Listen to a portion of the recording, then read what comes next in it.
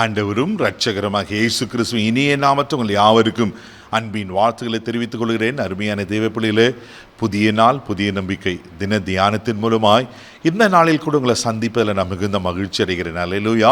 இன்றைக்கு கூட கர்த்தர் நமக்கு கொடுக்கிற வார்த்தை என்ன? லேவியராகும் புஸ்தகம் 20ஆம் அதிகாரம் 7வது வசனம் கூட வாசிக்க கேட்போம். ஆதலால் நீங்கள் உங்களை பரிசுத்தப்படுத்தி பரிசுத்தராய் இருங்கள், நான் உங்கள் தேவனாகிய கர்த்தர். தேவப்பிள்ளையிலே, நம் ஆண்டவர் யார்? அவர் பரிசுத்தம் உள்ள தேவன். ஆமென். இயேசு கிறிஸ்து பிதாவாகிய தேவன் பரிசுத்தம் உள்ளவர், குமாரனாகிய கிறிஸ்து பரிசுத்தம் உள்ளவர், தேற்றரவாளனாகிய ஆவியானவர் பரிசுத்த ஆவியானவர். அல்லேலூயா. அப்போ முப்பெரும் தெய்வம் நம்மளுடைய ஆண்டவர் ட்ரினிட்டி காட். அவர் திரித்துவம் நிறைந்த ஆண்டவர், திரித்துவத்தின் உடைய ஆண்டவர். அவர் பரிசுத்தராக இருக்கிறார். அல்லேலூயா. பிதாவாகிய தேவனை ஒருவரும் யாரும் தரிசிக்க முடியாது. ஏன்னா அவர் பரிசுத்தமுள்ள ஆண்டவர். தெய்வ பிள்ளையிலே, இயேசு கிறிஸ்து அவர் பரிசுத்தமாய் காணப்பட்டார். 1 பேதுரு புஸ்தகம் 1ஆம் அதிகாரம் 15-16 வசனங்களை வாசிப்பீங்களா? உங்களை அழைத்தவர் பரிசுத்தராக இருக்கிறது போல நீங்களும் உங்கள் நடக்கைகள் எல்லாவற்றிலும் பரிசுத்தராயிருங்கள் என்று சொல்லப்பட்டிருக்கு. நான் பரிசுத்தர் ஆகியால் நீங்களும் பரிசுத்தராயிருங்க. தெய்வ பிள்ளையிலே, அப்போ நம் தேவனாகிய கர்த்தர் பரிசுத்தராக இருக்கிறதுனால நாமும் பரிசுத்தமாய் காணப்பட வேண்டும். அல்லேலூயா. யாத்திராகும் புஸ்தகம் 19ஆம் அதிகாரம் 22வது வசனம் கூட வாசிக்கும் போது இங்க இப்படியாய் சொல்லப்பட்டிருக்கு. வாசிக்க கேட்போம். கர்த்தரின் சமூகத்தில் வருகிற ஆசாரியர்களும் கர்த்தர் தங்களுக்கும் சங்காரம் பண்ணாதபடிக்கு தங்களை பரிசுத்தப்படுத்தி கொள்ள வேண்டும் என்றார். பாருங்க, ஆசாரியர்கள் தங்களை என்ன பண்ணணுமா? பரிசுத்தப்படுத்திக் கொள்ளணுமா.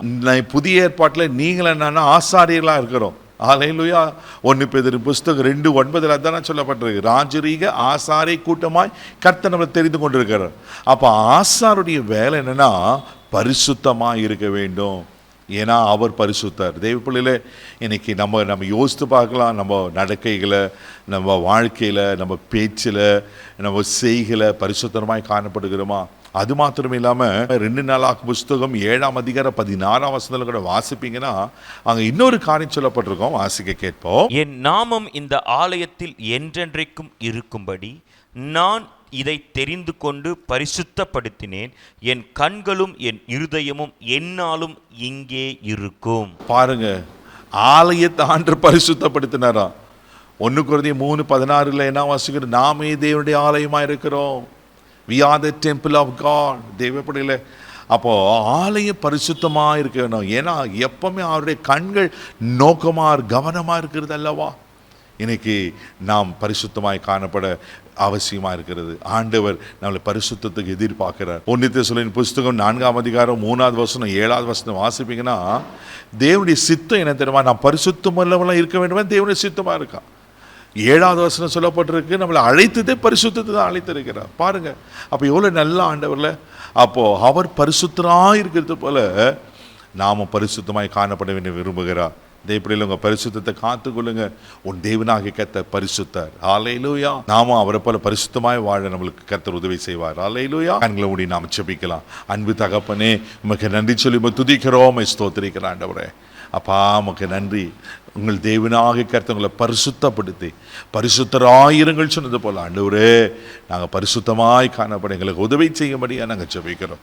ஆண்டவரே, ஆமாம், எங்களை அழைத்தது, தெரிந்து கொண்டது ஆண்டவரே, உங்கள் சுத்தம் எல்லாமே நாங்கள் பரிசுத்தமாக இருக்கணும்னு தான்ப்பா. ஆண்டவரே, பரிசுத்தமாக இருக்கிற இன்னும் பரிசுத்தமாக இருக்குன்னு சொன்ன போல இன்னும் நாங்கள் பரிசுத்தமாய் வாழ எங்களுக்கு உதவி செய்யும். கிருபையில் கரத்தில் தாழ்த்தி ஒப்பு கொடுக்கிறோம். இந்த நாள் முழுதும் கரம் எடுத்து நடத்தும் உங்கள் தெய்வீக பாதுகாப்புக்கு ஒப்பு கொடுக்கிறோம். இயேசுவின் மூலம் ஜெபம் கலப்புதாவே. ஆமாம். பரிசுத்தத்தை காத்துக்கொள்ளுங்க. கர்த்தர் உங்களை ஆசீர்வதிப்பார். God bless you.